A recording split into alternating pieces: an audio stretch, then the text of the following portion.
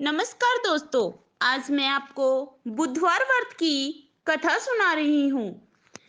समतापुर नगर में एक मधुसूदन नाम का व्यक्ति रहता था। मधुसूदन बहुत ही धनवान था। उसकी शादी बलरामपुर नगर की सुंदर लड़की संगीता से हुई थी। एक दिन मधुसूदन अपनी पत्नी को लेने बुधवार के दिन बलरामपुर गया था। वहां जाकर वह अपने सास ससुर से कहता है कि मैं संगीता को लेने आया हूँ, पर उसके माता पिता ने बताया कि बुधवार के दिन कोई भी शुभ यात्रा नहीं करनी चाहिए। पर मधुसूदन नहीं माना।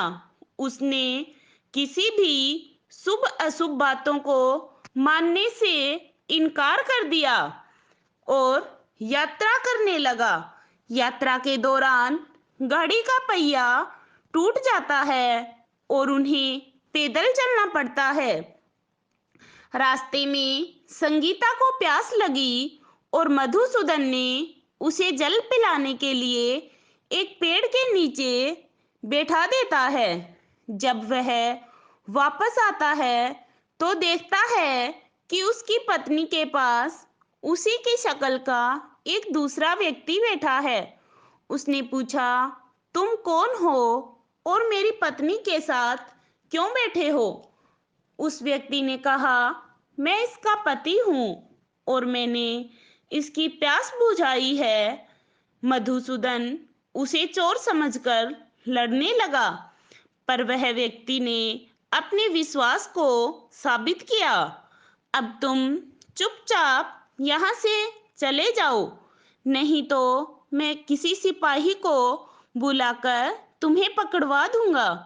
दोनों एक दूसरे से लड़ने लगे। उन्हें लड़ते देख बहुत से लोग वहां एकत्रित हो गए। नगर के कुछ सिपाही भी वहां आ गए। सिपाही उन दोनों को पकड़कर राजा के पास ले गए। सारी कहानी सुनकर राजा भी कोई निर्णय नहीं कर पाया। संगीता भी उन दोनों में से अपने वास्तविक पति को नहीं पहचान पा रही थी। राजा ने दोनों को कारागार में डालने का आदेश दिया। राजा के फैसले पर असली मधुसूदन भयभीत हो उठा। तभी आकाशवाणी हुई, मधुसूदन, तूने संगीता के माता पिता की बात नहीं मानी और बुधवार के दिन अपने ससुराल से प्रस्थान किया। यह सब भगवान बुद्ध देव के प्रकोप से ही हो रहा है। मधुसूदन ने भगवान बुद्ध देव से प्रार्थना की कि हे भगवान बुद्ध देव, मुझे क्षमा कर दीजिए।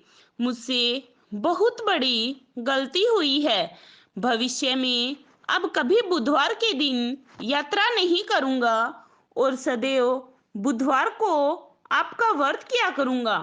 मधुसूदन ने प्रार्थना करने से भगवान बुद्ध देव ने उन्हें क्षमा कर दिया। तभी दूसरा व्यक्ति राजा के सामने से गायब हो गया। राजा और दूसरे लोग इस चमत्कार को देख हैरान हो गए। भगवान बुद्ध देव की इस अनुकंपा से राजा ने मधुसूदन और उसकी पत्नी को सम्मानपूर्वक विदा किया। कुछ दूर चलने पर रास्ते में उन्हें बैलगाड़ी मिल गई। बैलगाड़ी का टूटा पहिया अब जुड़ा हुआ था। दोनों उसमें बैठकर समतापुर की ओर चल दिए। मधुसूदन और उसकी पत्नी संगीता दोनों बुधवार को व्रत करते हुए आनंद पूर्वक जीवन यापन करने लगे।